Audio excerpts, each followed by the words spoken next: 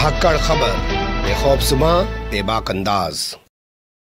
धाकड़ खबर के न्यूज़रूम से मैं आपके साथ हूं अकरम रईस खान। 2013 में उत्तर प्रदेश के अंदर मुजफ्फरनगर में हुए सांप्रदायिक दंगे, हालांकि मैं उनको दंगा नहीं कहता हूं, एक तरीके से कत्लेआम कहता हूं, क्योंकि एक तरफ से बवाल हो उसको दंगा नहीं कहा जा सकता। दंगा उसको कहा जा सकता है जहां दोनों तरफ से आमने सामने की भिड़ंत, तो उसको आप दंगा कह सकते हैं। खैर जाने दीजिए, इस पर अलग बहस करेंगे। लेकिन दो खबरें मेरे पास हैं मुजफ्फरनगर दंगों से जुड़ी हुई। एक सुप्रीम कोर्ट से आ रही है, दूसरी डिस्ट्रिक्ट कोर्ट से आ रही है जो मुजफ्फरनगर की जिला अदालत है।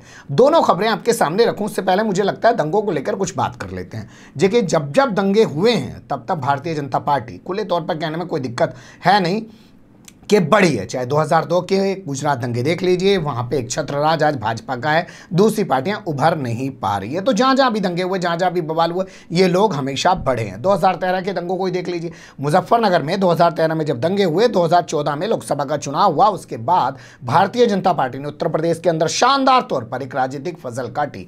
80 में से 73 सीटें, अगर दो अपना दल की घटा दें, फिर भी बीजेपी के पास अपनी 71 सीटें थी। इन्हीं सीटों के दम पर उनने केंद्र की सत्ता कब्जा 2017 आ गया, विधानसभा चुनाव हुआ और अखिलेश यादव और मायावती ये सब साइड हो गए और यहां सत्ता पर काबिज हो गए भारतीय जनता पार्टी और आदित्यनाथ योगी सीएम बनकर बैठ गए। 300 से ज्यादा विधानसभा सीटें उनके 312 के आसपास अपनी, और दूसरों के मिला दें तो 324 हो जाती थी। इसके अलावा अगर बात करें 2019 के लोकसभा चुनाव की, तो जरूर कुछ कम हुआ मामला, लेकिन फिर भी भारतीय जनता पार्टी ने उत्तर प्रदेश के अंदर एक शानदार राजनीतिक फसल काटी। 80 में से 64 सीट आई। देखिए, दंगों का फायदा है ये।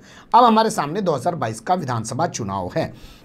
अब देखना दिलचस्प होगा कि क्या फिर से भारतीय जनता पार्टी वही राजनीतिक फसल जो मुजफ्फरनगर दंगों के बाद से वो काटती आ रही है वो काट पाएगी, या जो किसान आंदोलन खड़ा हो गया है मुजफ्फरनगर की धरती से ही पूरे पश्चिम उत्तर प्रदेश के अंदर खासतौर पे, क्या वो उस फसल को काटने से रोक पाएगा। ये एक अलग बहस का मुद्दा हो सकता है। लेकिन ये दंगों का एक इतिहास है, इसलिए हमेशा याद रखिए कि जब जब दंगे हुए, जहाँ जहाँ बवाल हुए, तब तब ये लोग बड़े हैं। अब बात कर लेते हैं दोनों अपडेट्स की। तो सबसे पहले सुप्रीम कोर्ट की बात।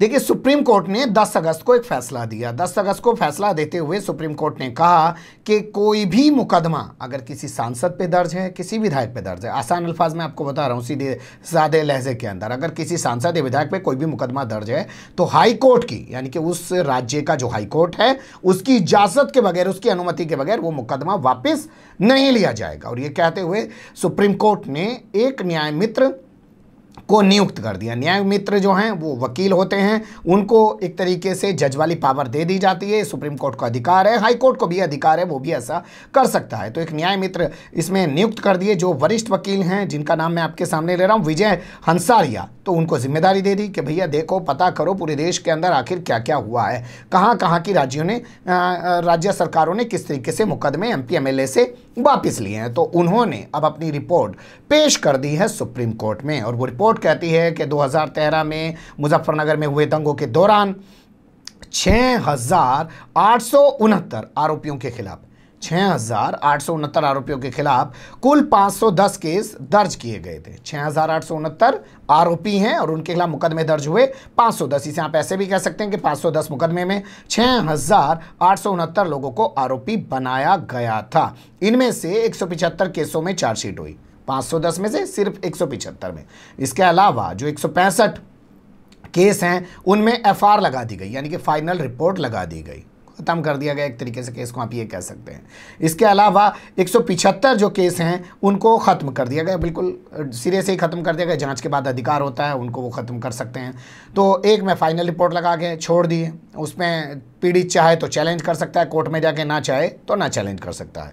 कुल मिला के इसी तरीके से आगे चलते हुए योगी सरकार ने 77 मुकदमे वापस ले लिए, और वो जो लिए सीआरपीसी की धारा 321 के तहत 77 केस वापस ले लिए, जिनके वापस लेने पर कोई स्पष्ट आधार नहीं बताया गया है। कहा गया है कि बस सरकार ने एक विचार किया और विचार करने के बाद ये मुकदमे वापस ले लिए गए हैं, जबकि इनमें ऐसी संगीन धाराएं हैं जैसे डकैती, आईपीसी 397 जिसमें उम्र कैद तक की सजा है। मतलब डाके जनी तक के मामले जो थे वो वापस ले लिए गए हैं और कोई आधार नहीं बताया गया, बिना पूर्व सूचना के अपना मर्जियाई सरकार की उसने एक फैसला लिया और वापस ले लिया। ये सुप्रीम कोर्ट का जो हाल फिलहाल में फैसला आया है उसके खिलाफ वर्जी है। और जो सुप्रीम कोर्ट ने अभी ऑर्डर दिया है 10 अगस्त को, ये अपनी रिपोर्ट में कह रहे हैं कि हाई कोर्ट अगर चाहे तो सीआरपीसी 401, भाई सरकार ने 321 सीआरपीसी के तहत वापस ले लिए, हाई कोर्ट सीआरपीसी 401 401 के तहत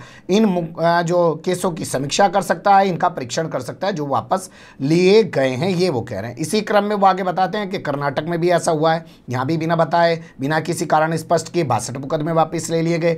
तमिलनाडु में भी 4 मुकदमे वापस लिए गए हैं, तेलंगाना में 14 मुकदमे वापस लिए गए हैं और केरल के अंदर इस तरीके से 36 केस वापस लिए गए हैं। तो ये उन्होंने रिपोर्ट दाखिल की है। तो सबसे महत्वपूर्ण जो जिक्र है वो है उत्तर प्रदेश का मुजफ्फरनगर दंगों का, 77 मुकदमे वापस। अब चलते हैं मुजफ्फरनगर कोर्ट की तरफ। मुजफ्फरनगर कोर्ट में मंगलवार को एक मामले की सुनवाई हुई। मामले में 10 लोग आरोपी थे, 3 आरोपी नहीं पहुंचे, इस कारण चार्ज फ्रेम नहीं हो पाया। तो यहाँ जो जज सुनवाई कर रहे थे गोपाल उपाध्याय, उन्होंने इस मामले में 1 सितंबर की तारीख लगा दी और तमाम जो आरोपी हैं उनको हाजिर होने का आदेश सुना दिया। तो पहले मामला जान लीजिए, फिर आपको बताएंगे कि कौन कौन आरोपी हैं। देखिए 2013 के दंगे आपको याद होंगे, बल्कि दंगे तो इसके बाद शुरू हुए थे असल में। जो कव्वाल में बवाल हुआ, उसके बाद पंचायतों का दौर शुरू हुआ, तो उसी सिलसिले में खालापार एक जगह पड़ती है मुजफ्फरनगर शहर में, शहीद चौक, वहाँ पे एक मशहूर जगह है। 30 अगस्त 2013 को वहाँ पे एक पंचायत की गई और उस पंचायत में कथित तौर पर भड़काऊ भाषण दिया गया। ये एक ऐसा मामला कहा गया जिसमें बसपा के पूर्व सांसद कादिर राणा, इसके अलावा उनके भाई भी हैं और चरथावल विधानसभा सीट से बीएसपी के ही पूर्व विधायक रह चुके हैं नूर सलीम राणा, कांग्रेस के पूर्व सांसद सईदुज्जमा और उनके बेटे सलमान सईद समेत कुल इसमें 10 लोगों को आरोपी बनाया गया था, जिसमें से 7 लोग मंगलवार को पेश हुए। चार्ज फ्रेम किया जाना था, लेकिन जब 3 लोग बाकी नहीं आए तो अदालत ने इसमें 1 सितंबर की तारीख लगा दी और कहा कि पेश ना होने वाले कादिर राणा उस दिन ज़रूर हाजिर हों, उनके भाई नूर सलीम राणा वो भी हाजिर हों और तीसरा जो शख्स है वो भी हाजिर हो। अब आपके सामने बता देते हैं कि चार्ज फ्रेम होता क्या। देखिए सबसे पहले किसी भी केस में दर्ज होती है एफआईआर, उसके बाद होती है इन्वेस्टिगेशन यानी कि जांच के बाद तैयार की जाती है चार्जशीट, जिसे आप लोग हिंदी में बोल सकते हैं आरोप पत्र। वो दाखिल किया जाता है अदालत में। जब वो अदालत में दाखिल हो जाता है, उस पर सबसे पहली जो सुनवाई होती है उसमें जो भी जज महोदय होते हैं वो चार्ज फ्रेम करते हैं यानी कि आरोप तय करते हैं। उन आरोप तय होने के बाद भी मुकदमा आगे चलता है, जिसे हम लोग ट्रायल बोल सकते हैं, नहीं बोलते ही हैं। तो वो चार्ज फ्रेम होना है कि आखिर इन पे किस धाराओं के तहत मुकदमा चलेगा, क्या क्या इन पे तमाम आरोप हैं, और ये तमाम जानकारी यहाँ मौजूद एक वकील जो खुद इस मामले में आरोपी हैं, बल्कि मुख्य आरोपी हैं, असद जमा उनका नाम है, उनसे पत्रकारों ने बात की, वो खुद बता रहे हैं, उनकी ज़बानी सुन लीजिए। 2013 में जो शहीद चौक पर पंचायत हुई थी, वही एडीजे 4 के यहाँ साहब के यहाँ मुकदमा चल रहा है, उसी में सब लोग हाजिर हुए थे। कितने लोग आए थे? आज 10 लोग इसमें नामजद है, 7 लोग आज इसमें हाजिर हुए थे और पहली तारीख इसमें लग गई, पहली तारीख को इसमें चार्ज बनेगा। अच्छा, आज क्या हुआ है? आज साहब ने सुनवाई की है, 3 लोग उपस्थित नहीं थे इसलिए आज चार्ज नहीं बन पाया।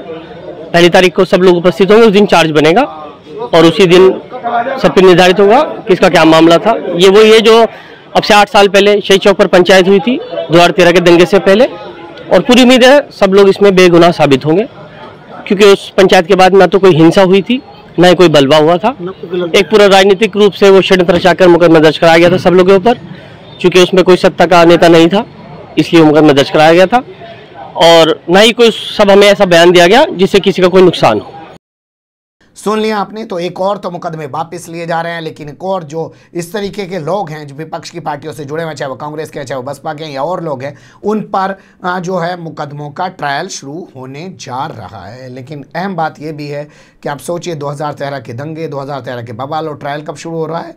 8 साल बाद, और वो भी तब जबकि 5 साल से आदित्यनाथ योगी सत्ता में बैठे हुए हैं। तो ये कितना अच्छा काम कर रहे हैं सिस्टम में, आप खुद अंदाज़ा लगा सकते हैं। अगर वाकई में लोगों को इंसाफ दिलाना चाहते तो मुजफ्फरनगर दंगों में फास्ट ट्रैक कोर्ट बनाई जा सकती थी और जल्दी से जल्दी सुनवाई कराई जा सकती। 8 साल में ट्रायल बन शुरू हो रहा है। अब सोचिएगा कि ट्रायल जब चलेगा, मतलब चार्ज फ्रेम और 8 साल में ट्रायल जब चलेगा तो पता नहीं कितने सालों तक चलेगा, ये स्थिति है। लेकिन दम भरने में कोई मौका नहीं छोड़ा जाता। बने रहेगा धाकड़ खबर के साथ। फिलहाल कमेंट्स के रूप में आप लोग अपनी राय दे सकते हैं, खबर को लाइक कर सकते हैं, चैनल को सब्सक्राइब कर सकते हैं और ज़्यादा से ज़्यादा हमारी खबरों को शेयर कर सकते हैं। फिर ऐसे ही किसी सुलगते हुए या उलझते मुद्दे लेकर मैं आपके सामने होऊंगा हाजिर। फिलहाल अभी मुझे दें इजाज़त।